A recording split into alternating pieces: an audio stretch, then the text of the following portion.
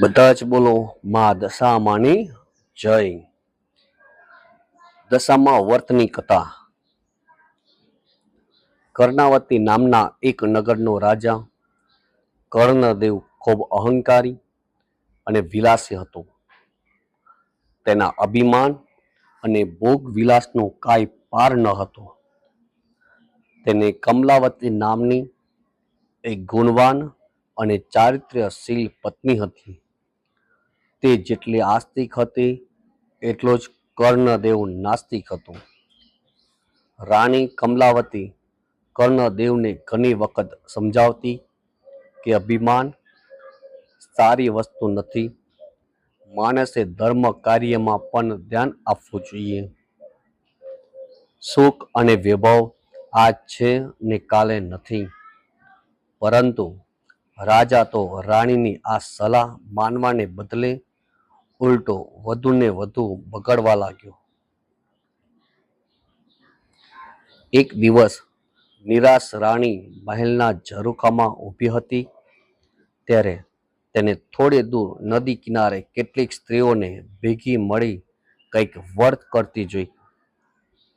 તેને દાસીને બોલાવી એ સ્ત્રીઓ શું કરતી હતી તે જાણી લાવવા મોકલી. થોડી વારે દાસી પાછી આવી અને રાણીને કહ્યું, રાણીજી, એ સ્ત્રીઓ દશામાનું વ્રત કરે છે. રાણી આશ્ચર્ય પામી. તેને પૂછ્યું, એ વ્રત કેવી રીતે કરાય તે જાણી લાવી છે? હા, તેમને કહ્યું કે અમે સૂતરના 10 તાતણા લઈ તેને કંકુથી રંગીએ છે અને તેની 10 ગાંઠો વાળીએ છે. વળી દશામા માતાની માટીની મૂર્તિ બનાવી તેની પૂજા કરીએ છીએ. આ સાંભળીને રાણીને પણ દશામાનું વ્રત કરવાનું મન થયું. તેને રાજાને વાત કરી. રાજાએ હાસી ઉડાવતા કહ્યું, રાણી, આ વ્રત તપ બધું તત્વિંગ છે. આપને શેની ખોટ છે કે આપને આ વ્રત કરવાની જરૂર છે? ધન દોલત કીર્તિ સુખ સંપત્તિ બધું જ આપની પાસે છે, તો પછી આ વ્રત કરવાની શી જરૂર છે? અને રાજાએ રાણીને દશામાનું વ્રત કરવાની સ્પષ્ટ ના પાડી દીધી. રાણી ઉદાસ થઈને ત્યાંથી જતી રહી. પરંતુ માતા દશામા પોતાનું આવું ઘોર અપમાન થયેલું જોઈ ક્રોધિત થઈ ઉઠ્યા. તેમને અભિમાની રાજાને પાઠ ભણાવવાનું નક્કી કર્યું.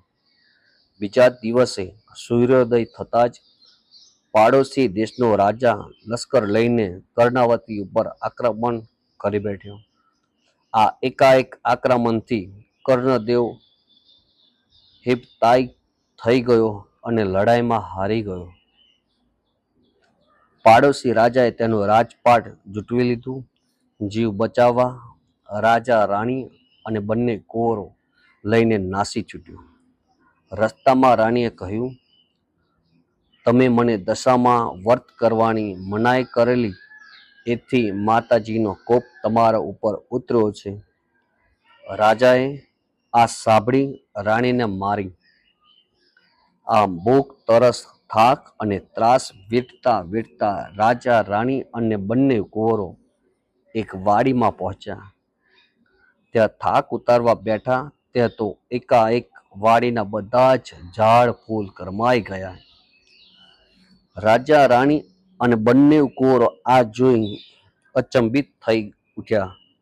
ત્યાં બાગનો રખેવાળ માળી આવી ચડ્યો. તેને આ જોયું અને વિચારવા લાગ્યો કે માનો ન માનો આ લોકો અધર્મી લાગે છે, નહીતર આ હરીભરી લીલોતરી વાડી આમ સૂકી ભટ ન થઈ જાય. એમને હળધૂત કરીને ત્યાંથી કાઢી મૂક્યા. રાજા રાણી અને બંને કુંવરો નિરાશ થઈને ત્યાંથી આગળ ચાલવા લાગ્યા. થોડે દૂર ગયા પછી એક વાવ આવી. વાવ જોઈ બધાને પાણી પીવાનું મન થયું. કુંવરો તો ઝડપથી ચાલતા ચાલતા વાવના પગથિયાં ઉતરવા લાગ્યા. પણ વાવમાં ગયા ત્યાં તો બંને કુંવરો અદૃશ્ય થઈ ગયા. રાજા રાણી કારમું કલાપ કરી ઉઠ્યા. રાજાને હવે મનમાં પસ્તાવો થવા લાગ્યો. જરૂર માં દશામાના ક્રોધનો તે શિકાર બન્યો છે. પહેલા રાજ ગયું અને હવે બંને કુંવરો. રાજાએ રાણીને કહ્યું, રાણી રડીશ નહીં. જેને આપ્યા છે તેને જ કુંવરો પાછા લઈ લીધા છે. રાજા અને રાણી આગળ ચાલ્યા. ચાલતા ચાલતા તેઓ એક ગામના પાદરે પહોંચ્યા. રાજા આનંદિત થઈ ઉઠ્યો અને કહ્યું, રાણી, આ તો મારી બહેનનું ગામ. ચાલ મારી બહેનને મળવા જઈએ. રાજાએ માણસને બોલાવી પોતાના આગમનનો સંદેશો આપવા બહેનને ત્યાં મોકલ્યો. બહેને વિચાર્યું, ભાઈની દશા ફરી લાગે છે, છતાં તેને પોતાના ભાઈ માટે પિત્તળના ઘડામાં સુખડી ભરીને મોકલી આપી. એ ઘડામાં સોનાનું કડું પણ મોકલ્યું. રાજાએ ઘડામાં જોયું તો સુખડીની જગ્યાએ કળશો અને કડાની જગ્યાએ ફૂફાડા મારતો કાળોતરો નાગ હતો. આ જોઈ રાજા ક્રોધથી રાતો પીળો થઈ ગયો. તેના માન્યમાં ન આવ્યું કે તેની સગી બહેને ઘડામાં તેના માટે શ્રાપ મોકલ્યો હતો, પરંતુ એ હકીકત હતી. રાજા માથું પકડીને વિચારવા લાગ્યો તો તેને સમજાયું કે આ બધું જ માં દશામાના ક્રોધનું પરિણામ છે. આથી તેને ઘડાને બોયમાં જ દાટી દીધો. રાજા રાણી આગળ વધ્યા. ચાલતા ચાલતા એક નદી આવી. નદી કિનારે ચીબડાની વાડી હતી. રાણીને ખૂબ ભૂખ લાગી હતી. તેને રખેવાળને એક ચીબડું આપવા કહ્યું. રખેવાળને રાણી ઉપર દયા આવી. તેણે રાણીને એક ચીબડું આપ્યું. રાણીએ ચીબડાને સાડીના છેડાથી ઢાંકી દીધું. રાણીને થયું કે કોઈ કૂવાના કિનારે શાંતિથી ચીબડું ખાઈશું અને પાણી પીશું. રાજા રાણી થોડે દૂર ગયા હશે તે જ તેમની પાછળ સૈનિકો આવી પહોંચ્યા. તેમને બંનેને રોક્યા. તેમની પૂછપરછ કરી. તેમને સાડીના છેડામાં ઢાંકેલું નાસી ગયેલા રાજાનું માથું સંતાડેલું મળ્યું. માં દશામાના ક્રોધને લીધે રખેવાળે આપેલું ચીબડું રાજકુમારનું માથું બની ગયું. સૈનિકોએ ક્રોધે ભરાઈને તેમને દોરડાથી બાંધી રાજાની સામે લઈ ગયા. રાજાએ પણ ગુસ્સે થઈ તેમને તાત્કાલિક જેલમાં પૂરી દેવાનો આદેશ આપ્યો. જેલમાં બેઠા બેઠા રાજા રાણી આ ઘટના ઉપર શાંતિથી વિચાર કરવા લાગ્યા.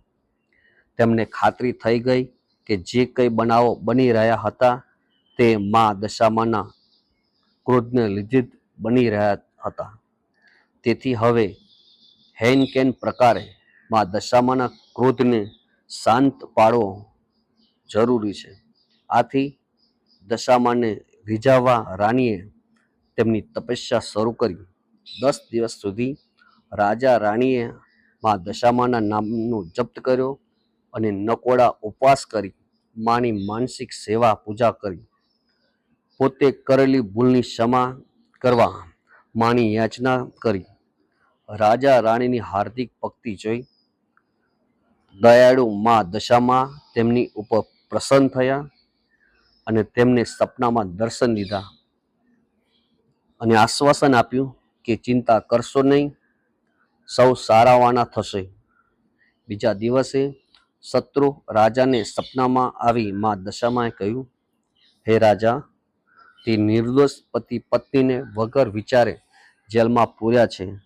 તેથી કાલે સવારે તું એમને છોડી મૂકજે, નહીતર તારો સર્વનાશ થશે. અને હા, તારો કુંવર રિસાઈને જતો રહ્યો છે, તે હજી જીવતો છે.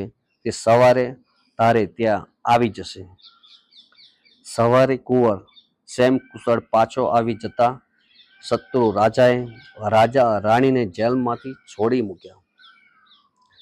રાજા રાણી માં દશામા માતાનો આભાર માનતા અને ગુણગાન ગાતા ત્યાંથી આગળ ચાલ્યા અને બહેનને ગામ આવી પહોંચ્યા. રાજાને પેલો જમીનમાં દાટેલો ઘડો યાદ આવ્યો. તેણે જમીન ખોદી ઘડો બહાર કાઢ્યો અને અંદર જોયું તો તેમાં સુકડી અને સોનાનું કડું હતું. બહેનને ભાઈના આગમનની ખબર પડી તો ભાઈ ભાભીને લેવા સામે આવી. થોડા દિવસ પોતાને ત્યાં રાખી બહેને બંનેની આગતા કરી. પછી રાજા રાણીએ બહેનની વિદાય લીધી અને આગળ ચાલ્યા. તેઓ પેલી વાવ પાસે આવી પહોંચ્યા જ્યાં તેમના બંને કુંવરો અદૃશ્ય થઈ ગયા હતા. વાવમાં ગયા તો એક ડોશીમાં બંને કુંવરો લઈને તેમની રાહ જોતા ઊભા હતા. રાજાએ પૂછ્યું, આ કુંવરો ક્યાંથી મળ્યા?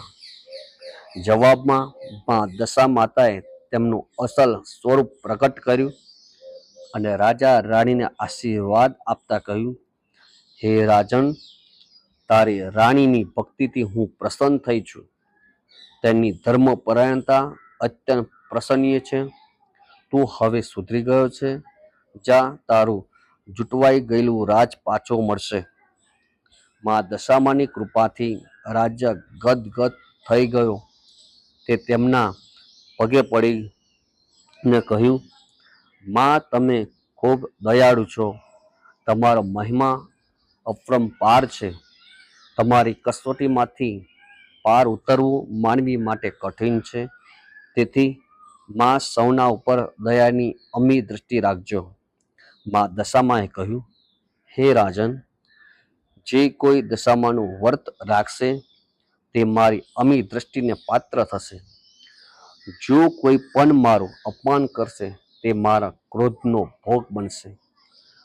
અને દશામાં અદૃશ્ય થઈ ગયા. પછી રાજાએ પ્રજાનો સાથ લઈ શત્રુ રાજા સાથે લડાઈ કરી અને પોતાનું રાજ્ય પાછું મેળવ્યું. રાજાએ નિષ્ઠાથી દશામાનું મંદિર બંધાવ્યું અને પ્રજામાં તેમનો મહિમા વધાર્યો. માના પ્રતાપથી તેઓ સુખ શાંતિમાં જીવન પસાર કરવા લાગ્યા. જય દશામા. માં દશામા જેવા રાજા રાણીને ફળ્યા તેમ સર્વને ફળજો. વ્રત કરનાર, વાર્તા લખનાર, વાંચનાર અને વાર્તા સાંભળનારની દશા સુધારજો. સુખ અને સંપત્તિ આપજો. શ્રદ્ધા અને વિશ્વાસ પ્રદાન કરજો. જય માં દશામા.